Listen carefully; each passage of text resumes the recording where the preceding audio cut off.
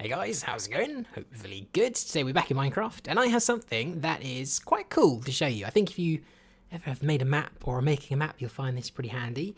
In fact, I actually have been meaning to make this tutorial for ages, but I actually forgot about it. So, what I have for you today is a way to create custom GUIs, graphical user interface. Or is it general user interface? I never really know. It's one of those though. But yeah, we got that today and they're pretty damn neat. So let me show you. Okay, so we'll start with this one over here. We have a couple examples, but this one is where we will begin. This right here is a special crafting table. This is the super crafting table, and you'll see why.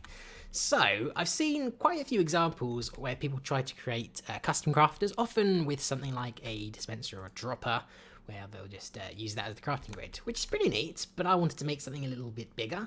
So what we have today is the super crafting table, which is super because it's got a 5x5 grid. Now, this doesn't actually work. This is just an example of the GUI, but as an example, you can just plop some things down in here, and that could craft something really quite big if you wanted it to, but it's just a prototype at the moment. But if you actually take a look at the screen, the entire inventory, the entire interface is different and custom. And this actually applies to all of them. So let's take a look at the other examples. So the next example is a shulker box, at least on the outside. On the inside, it looks a little bit different. All right, so let's take a look. In here, we have some kind of mystical container. I don't know.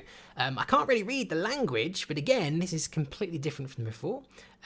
This only can hold about 7 items, and there seems to be some kind of weird ritualistic thing going on here. Let's take these out so nothing bad happens. But yeah, that's another example of a different container. Pretty neat. And the last example I have to show you.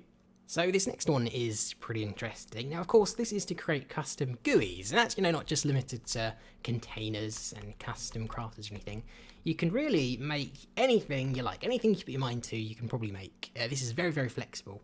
So what we have right here is actually some kind of monitoring system. So as you can see here, there's no slots really here or anything. This is really just to show you some information. For example, let's say there's a machine next to it and you want to see the energy that it's outputting or something, you can do that. Now, the really good thing about this is that this is not just a static image or anything. You can actually control this all with redstone and command blocks.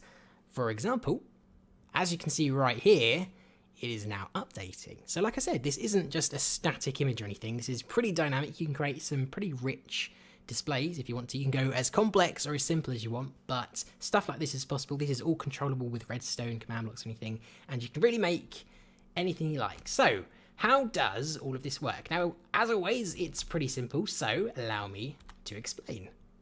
So you may remember a while ago, I made a video on how to add custom mana bars or HUDs to the game. So this actually works pretty similarly, but in kind of a different context. Right, so what we're not actually doing is we're not just retexturing the container GUI, because otherwise that wouldn't be very flexible really, but that's not what we're doing. What we're actually doing is, as always, we're taking a special item and we're changing it a little bit so it looks different. So this is what the GUI is right here.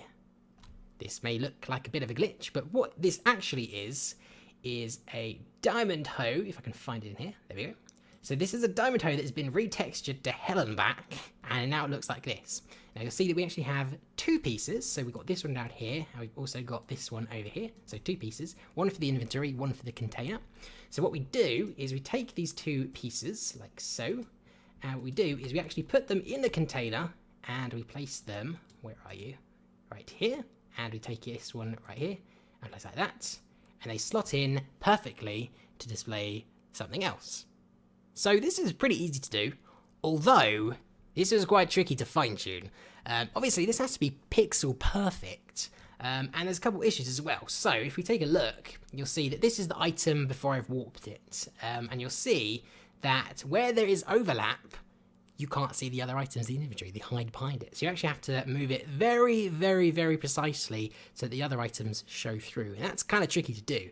And there's also the fact that you probably will notice that these are pixel perfect. So if I just, whoa, That's it's a big old GUI.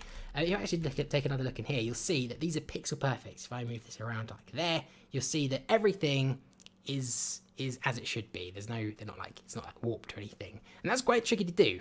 But you know what? Like I say, I'm generous. So I will save you the hassle. I will give you the resource pack and a sample so you can actually create these pretty easily yourself, because I'm just that nice. I'm just that nice, guys.